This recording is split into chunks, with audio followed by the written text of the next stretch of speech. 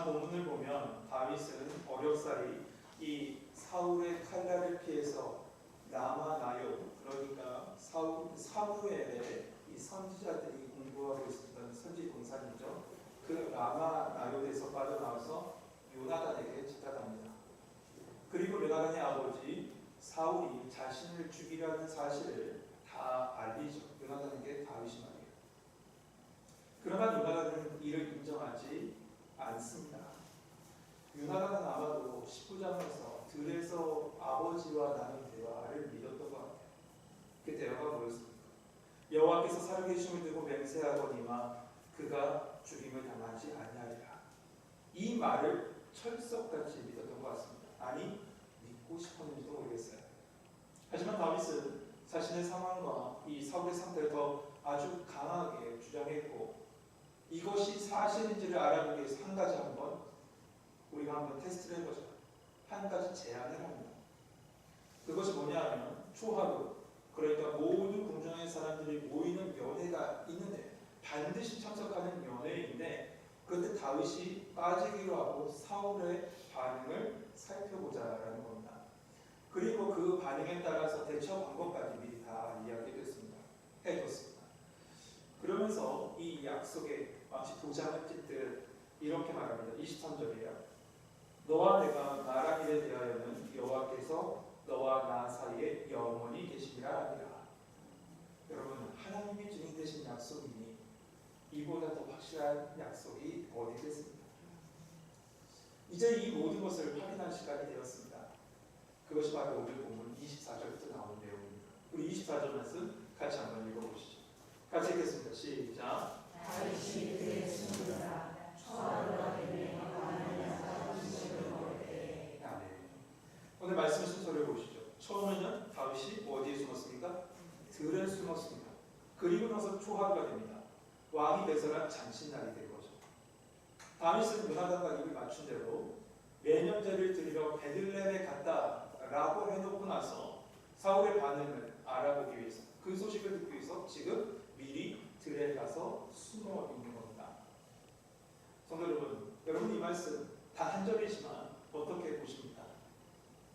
우리는 이야기 진행상 나오는 아주 평범한 이야기, 본문과 같은 23절, 24절 같은 그런 평범한 이야기를 볼 때 그냥 무의미한 것으로 내용을 인식하고 그냥 스쳐 지나갈 때가 참 많습니다. 저도 그리고요. 하지만 그 속에는 분명히 나를 향한 하나님의 메시지가 담겨질 때도 있어요. 나를 향하신 메시지 말이죠. 여러분 지금 다윗의 심정이 어땠을지 한번 상상해 보십시오. 들의 홀로 바위 뒤에 숨어 있었던 그 3일의 시간을 말이에요. 홀로 들에 숨어 있는 그 순간, 바위 곁에 있는 순간, 지금까지 모든 상황이 주마등처럼 스쳐 지나가며 끊임없이 질문을 했을 거예요. 이렇게 말이죠. 하나님, 과연 나를 향한 계획이 어떤 계획을 가지고 계신가? 들에서 하나 목동으로 지내고 있던 나를 부르시더니 귀를 꼭 너 왕이 될 거야 라고 가르쳐 주셨고, 그러다 골리앗 사건을 통해서 어떻게 해서 왕궁의 중심으로 딱 들어가 하나님의 인도하심을 받았다. 그리고 나서 왕의 사위가 되었는데, 야, 이제는 내가 정말로 하나님의 뜻대로 왜 어느 순간에든지 왕이 되겠구나 하는 생각이 들 때쯤 사울의 모든 미움을 다 받고 죽음의 칼날이 그 코앞에 딱 찾아와 이렇게 숨어 내가 있구나. 하나님의 계획을 도대체 뭘까? 그 3일이나 그 들판에서 있는 홀로 있는 그 시간 동안 이런 생각하지 않았겠어요? 성도 여러분, 하나님은 때로 우리를 광야로 몰아세우십니다. 그리고 깊은 고독 속으로 인도하시죠. 근데 어떤 이는 좌절의 늪에 빠집니다. 그러나 믿음의 사람은 그 고독의 재단에 나아가서 하나님을 만납니다. 하나님과 독대하는 겁니다. 그리고 그 속에서 하나님의 인도하심을 보고 듣고 알게 되는 것이죠. 성도 여러분, 우리는 이 거룩한 고독의 시간이 필요합니다. 무슨 의미인지 아시겠습니까? 거룩한 고독의 시간. 하나님과 독대하는 그 거룩한 고독의 시간을 위해서는 우리는 우리의 공간을 조금 정화할 필요가 있습니다. 내 숨가쁘게 돌아가는 그 공간에서 조금 벗어나서 하나님과의 그 만남의 공간이 필요하다는 거죠. 온전히 하나님과 만날 수 있는 그 공간, 그것이 바로 이 예배의 자리일 줄 믿습니다. 오늘 이 시간에 여러분 분주한 마음의 걸음을 잠깐 멈추십시오. 그리고 주님 만나는 이 거룩한 예배의 자리에 주님께 나아가셔서 주님과의 깊은 나눔이 있는 은혜의 시간 되시길 소망합니다. 왕족과 모든 왕궁에 있는 신하들, 그 모든 사람들이 와서 하는 그 만찬 자리인 초하루 잔치 자리, 그 모습이 25절에 마치 사진이 찍혀 있는 듯 아주 생생하게 묘사되어 있습니다. 25절 봅시다. 왕은 평시와 같이 벽 곁에 자기 자리에 앉아 있고 요나단 서 있고 아브네는 사울 곁에 앉았고 다윗의 자리는 비었더라. 사울은 이후에 다윗의 비어있는 자리를 본 것 같아요. 그리고 무슨 일이 있나 보네 라고 하면서 대수롭지 않게 생각하고 넘어갑니다. 이렇게 생각할 이유가 있죠. 초하루 만찬 자리는 그 누구도 예외 없이 다 참석하는 자리입니다. 그럼에도 불구하고 이 자리에 참석하지 않았다는 건 율법의 규정이 있습니다. 어떤 규정이냐면 부정한 것을 만지거나 범했을 시 하루 동안은 타인과 접촉을 금합니다.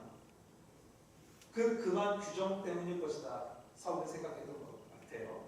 그래서 이런 것 때문에 다윗이 지금 참여하지 않았겠거니 하고 사울은 그 하루를 넘어갑니다. 하지만 다음날 또 참석하지 않자 이제 요나단을 부르고 요나단에게 묻는 거죠. 27절 말씀입니다. 이튿날도 그달의 둘째 날에도 다윗의 자리가 여전히 비었으므로 사울이 그 아들 요나단에게 묻되 이새의 아들이 어찌하여 어제와 오늘 식사에 나오지 아니하냐 하니. 여러분, 사울의 모습을 보면 조금 혼란스럽지 않으세요? 저는 그런데요. 며칠 전까지만 해도 이 사울이 어땠습니까? 다윗을 죽이려고 혈안이 됐던 게 사울이에요. 그런데 지금은 사위라고 잔치자리에 빠진 그 다윗을 마치 챙기는 것처럼 보여요. 그래서 학자들 사이에도 이 부분에 있어서 여러 각도의 해석이 나옵니다. 어떤 학자는 예전의 일을 회상한 것이다. 어떤 학자는 편집의 오류에 의해서 앞쪽으로 같이 삽입된 것이다 라고 얘기하는 사람도 있어요. 하지만 이런 쭉 전체적인 문맥을 통해서 이야기되는 정통적인 해석은 뭐냐면 지금 이 사울은 정상과 비정상 그리고 악한 영의 지배를 받았다가도 제정신을 딱 차리는 그 상태, 그 사이를 왔다 갔다 했던 것으로 보여져요.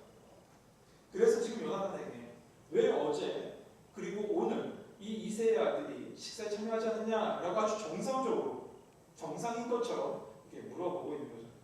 그러자 요나단이 대답합니다. 28절 29절 말씀이에요. 요나단이 사울에게 대답하되 당신 내게 베들레헴으로 가기를 간청하여 이르되 원하건대 나에게 가게 하라.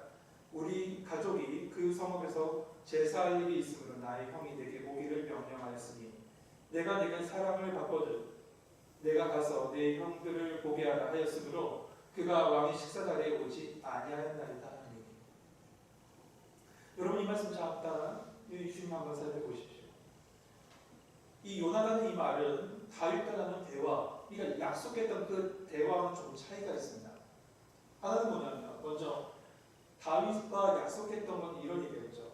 1년제, 그러니까 1년에 딱 한 번 드리는 제사인 매년제를 갖다가 드리기 위해서 갔다라고 했는데 요나단은 그렇게 얘기하지 않고 제사할 일이 있어서라고 그냥 표현합니다. 그러니까 특별함도 아니고 어떤 중요성도 없는 그런 제사를 드리러 간 것처럼 이렇게 느껴지죠. 또 하나가 있어요. 다윗이 요나단에게 이렇게 얘기했답니다. 내가 네게 사랑을 받거든이라고 얘기했다고 해요. 내가 네게 사랑을 받거든. 여러분, 요즘 말로 이 말을 표현하면 이런 표현이에요. 다윗이 요나단을 플로팅한 거예요. 좀 편하게 얘기할까요? 다윗이 요나단의 우정을 이용해서 자기의 뜻을 이루고자 한 것처럼 이렇게 되어 있습니다. 그렇게 말해요. 이처럼 다윗과 요나단이 나오는 대화가 조금 차이가 있습니다. 왜 그랬을까요? 정확하게는 알 수 없어요. 그럼에도 불구하고 요나단은 그 내용상에 보면 간청했다 혹은 형들이 불러서 부득이하게 다윗이 갔다라고 하는 이 부분을 통해서 이야기되는 건 이거죠. 다윗에 대한 이 사울의 반응을 조금이라도 긍정적인 반응으로 이끌어내기 위해서 요나단이 계속 말을 좀 수정해서 사울에게 이야기한 것 같습니다. 그나마 다윗에 대한 이야기가 좀 좋은 방향으로 나오게. 하지만 예상과는 전혀 다른 반응이 나옵니다. 30절 말씀 같이 한번 읽어볼까요? 같이 읽겠습니다. 시작. 사울이 요나단에게 화를 내며 그에게 이르되 해병으로 안네 집에 속이나 내가 이새의 아들을 택한 것이 내 수치와 내 어미의 헐벗은 수치임을 내가 어찌 알지 못하리라. 아멘. 여러분, 이 사울의 말 굉장히 정중한 표현으로 써있지만 사실은 욕입니다. 히브리어 원어는 욕으로 되어 있습니다. 아마도 자식으로서 아비에게 들을 수 있는 가장 치욕적인 욕일 겁니다. 여러분, 우리도 싸우다가도 그런 얘기들 하죠. 가족은 건드린 거 아니야. 가족은 건드린 거 아니야. 그런데 지금 사울은 자신의 아내이면서 요나단의 어머니를 한순간에 아주 더러운 사람으로 만들어버렸어요. 여기서 폐역무도한 계집이라는 말, 이 말은 반역자라는 뜻도 있지만 더 심하게는 매춘부라는 뜻도 있습니다. 그러면서 또 얘기하죠. 너와 너의 어미의 벌거벗은 수치가 됨을 알지 못하느냐라고 얘기합니다. 여기서 벌거벗은 수치는 사람의 성기를 나타냅니다. 그러니까 사울은 요나단뿐만 아니라 그의 어머니까지 싸잡아서 할 수 있는 대로 최대의 욕을 그냥 퍼붓은 거예요. 지금의 표현으로 굳이 제가 표현하지 않겠습니다. 이 강단에서 아실 것 같아요. 다. 그런데 여러분, 이렇게 말한 이유가 뭐라고 얘기합니까? 그는 너는 지금 내 뜻을 쫓아서 이새의 아들, 그러니까 다윗을 제거하려 하지 않고 너는 그의 편에 서 있다는 거예요. 요나단에게. 그러면 사울이 이야기했죠. 31절. 이새의 아들이 땅에 사는 동안은 너와 내 나라가 든든하지 못하리라. 그런즉 이제 사람을 보내야 그를 내게로 끌어오라. 그는 죽어야 할 자인가 하는지라. 여러분, 이 말의 의미가 이겁니다. 이것은 다 나를 위한 게 아니라 너를 위한 거야. 사울이 요나단에게 한 얘기죠. 야, 그놈이 있으면 너는 이 나라 차지하지 못해. 이 나라의 왕이 되지 못해. 그러니 데리고 와. 그럼 내가 다 처리할게. 이렇게 얘기한 거예요. 사울. 그러나 요나단이 뭐라고 합니까? 32절에 그가 죽일 일이 뭡니까?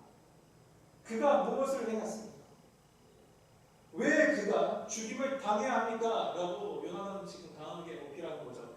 그러나 그 말이 끝나기가 무섭게 단창이 요나단을 향하여 나를 낳아봅니다. 사울이 던진 그 아들을 향해서. 그제서야 요나단이 깨달았죠. 야, 이제 끝이다. 이제 끝이다. 그리고 요나단은 그 자리를 피해서 나옵니다. 그리고 나와서 성경은 울었다라고 되어 있어요. 여러분, 요나단이 왜 울었을까요? 왜 울었습니까? 성경이 이렇게 얘기합니다. 이는 그의 아버지가 다윗을 욕되게 하였으므로 다윗을 위하여 슬퍼함이었더라. 요나단은 다윗을 위해서 울었습니다. 이 부분 기억하십시오. 다윗을 위해서 요나단은 울었습니다. 그리고 이제 그 소식을 다윗에게 전하기 위해서 들로 나갑니다. 그리고 요나단은 그 다윗과 약속한 그 신호대로 화살을 쫙 멀리 쏘서 아이에게 말하죠. 화살이 내 앞에 있지 아니하냐. 지체하지 말고 다른 줄 알아. 이 말이 뭐였어요?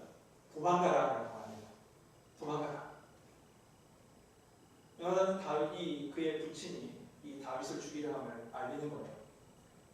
그리고 사울이 이 화살을 주워온 아이를 성으로 다 미리 돌려보내고 나서 다윗과 요나단을 만나서 같이 웁니다. 41절 말씀 같이 한번 읽어봅시다. 41절 같이 읽겠습니다. 시작. 아이야 밤에 다윗이 곧 다윗 안쪽에서 일어서서 다윗 앞에 세번 찾아오니 서로 맞추고 같이 울되 다윗이 더욱 심하더니.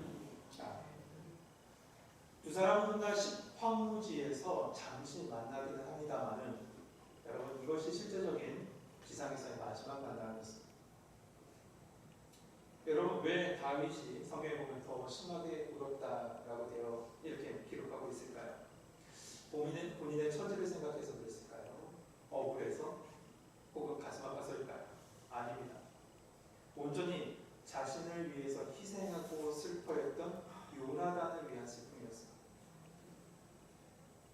아까 전에 34절의 말씀을 나눴을 때 요나단이 다윗을 위해서 울었다고 했습니다. 그리고 반대죠. 본문은 다윗은 요나단을 위해서 울어줬던 것. 하나님 앞에 세워지는 이 믿음의 약속은요, 비록 육신적으로는 이제 이후에 헤어집니다. 서로 떨어지죠. 하지만 그들은 끝까지 서로를 위해서, 서로가 서로를 위해서 울어주고, 서로가 서로를 향해서 울어주고, 서로가 서로를 향해서 기도하게끔 이어집니다. 쭉 이어져요. 여러분, 이것이 바로 우리의 하나님의 언약 속에 우리를 부르신 이유인 것 같습니다. 우리 모든 처음교회, 우리 성도들을, 한국교회 교인들을 부르신 이유인 것 같아요. 같이 울어줘야, 같이 축복하며, 같이 기도해주는 언약의 친구로 우리를 부르신 줄 믿습니다. 할렐루야. 우리는 말씀을 보면서 다윗도 다윗이지만 참 요나단의 모습이 쭉 계속 말씀을 나누는데 안타깝게 볼 수밖에 없습니다. 왕자로서 왕의 자리가 그에게 딱 예비되어 있음에도 불구하고 그는 어떻게 합니까? 기꺼이 그 길을 떠나 고난의 길을 걷습니다. 자신의 명예와 자신의 권세 다 버리고 도리어 다윗을 위해서 핍박받는 길을 선택한 거예요. 성경은 이런 바보 같은 모습을 지닌 한 사람을 또 이야기합니다. 그 사람 바로 모세예요. 이 모세에 대해서 히브리 기자는 이렇게 해석해놨습니다. 히브리서 11장 24절 25절 말씀이에요. 믿음으로 모세는 장성하여 바로의 공주의 아들이라 칭함을 받기를 거절하고 25절 도리어 하나님의 백성들과 함께 고난받기를 잠시 죄악의 낙을 누리는 것보다 더 좋아하고, 죄악의 낙을 누리는 것보다 하나님의 백성과 함께 고난받기를 더 좋아했대요. 그렇다면 모세는 왜 그랬을까요? 우리의 생각 저버리고 말씀 그대로 뭐라고 하는지 보시죠. 26절에 보면 그 다음 절에 이렇게 답이 나왔습니다. 그리스도를 위하여 받는 수모를 애굽의 모든 보화보다 더 큰 재물을 여겼으니 이는 상 주시는 분을 바라보니라. 여러분, 성경은 모세의 고난을 그리스도를 위하여 받는 능욕이라고 이렇게 얘기합니다. 모세는 십자가의 보혈로 당신의 백성을 구원하실 그 구원의 역사, 그리고 하나님 나라의 그 영원한 축복, 가나안이 예표하고 있는 하나님 나라의 그 영원한 축복을 알았기 때문에 이 고난의 길에 들어섰다라고 히브리 기자는 해석해요. 요나단도 마찬가지예요. 34절에 보면 요나단이 울었던 이유를 뭐라고 했냐면 요나단은 다윗을 욕되게 하였으므로 다윗을 위해 슬퍼했다고요. 이건 뭡니까? 다윗 한 개인을 위해서 슬퍼했던 것이 아니라 다윗이 예표하는 누구요? 예수님, 맞아요. 그리스도를 욕되게 하였으므로 그리스도를 위해서 울었다는 거예요. 여러분, 이것은 자신의 의지로 했던 것은 아닌 것 같아요. 자신의 감정으로도 한 것이 아니에요. 하나님의 영이 모세에게, 하나님의 영이 요나단에게 역사하셨기 때문에 이 모든 것이 이루어질 줄 믿습니다. 그래서 그들로 그리스도를 위한 마음으로, 그리스도를 위한 마음으로 백성과 다윗을 바라보게 하십니다. 사랑하는 성도 여러분, 지금까지 다윗과 요나단의 이 모든 스토리를 봤습니다. 이 다윗과 요나단의 우정은 아주 감동적인 브로맨스는 아닙니다. 하나님의 언약 속에서 하나님의 꿈을 이루어가신 하나님의 인도하심, 그 인도하심 속에 두 사람을 만나게 하십니다. 그리고 하나님의 역사하심 가운데 둘 다 순종하게 하셨습니다. 그리고 그 속에서 요나단 같은 경우는 자기를 내려놓기까지 내려놔요. 여러분, 우리도 하나님께서 하나님의 역사 가운데 여러분을 쓰시려고 이 자리에 불러주신 줄 믿습니다. 그리고 같은 곳에 바라보게 하세요. 같은 길을 걸어가는 사람들이 오셨어요. 같은 곳을 향해 가는 믿음의 가족으로 우리를 불러주시고, 그렇다면 우리 또한 어떻게 될까요? 오늘 그리스도를 위하여 쓰임받고, 그리스도를 위하여 자기에게 고난을 당했던 모세나 요나단처럼 우리도 마찬가지죠. 그리스도를 위하여 서로를 향해서 같이 울어줄 수 있어야 됩니다. 그리스도의 복음, 예수의 복음 위하여 서로를 위해서 같이 기도해 줄 수 있어요. 그리고 서로를 향해서 내 삶을 공유하는, 아니 공유를 넘어서 내 삶을 내어줄 수 있는 우리 성도들 되시길 소망합니다.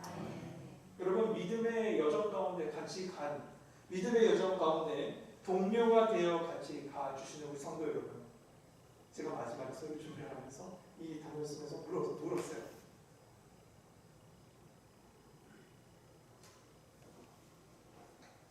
하나님은 우리를 믿음의 여정 가운데 동료가 되게 하셔서 같이 걷게 하세요. 그 같이 걷는 우리의 모든 여정은 같이 기도하는 것입니다. 서로가 서로 그리고 같은 곳을 바라보라고 하세요. 그리고 같은 믿음의 길을 걸어가라고 하십니다. 어떤 분을 바라볼까요? 믿음의 주여 온전케 하시니 예수 바라보며 걸어가는 겁니다. 같이 예수 그리스도 바라보고 같이 걸어갈 때 여러분의 삶, 그 믿음의 여정이 가장 가치 있는 여러분의 삶이 될 줄 믿습니다. 그런 은혜가 우리 모든 청교회 이 자리에 기도하는 우리 모든 성도들과 함께하길 주님의 이름으로 축복합니다. 우리 찬송가 337장 같이 찬양하면서 우리 같이 기도합시다.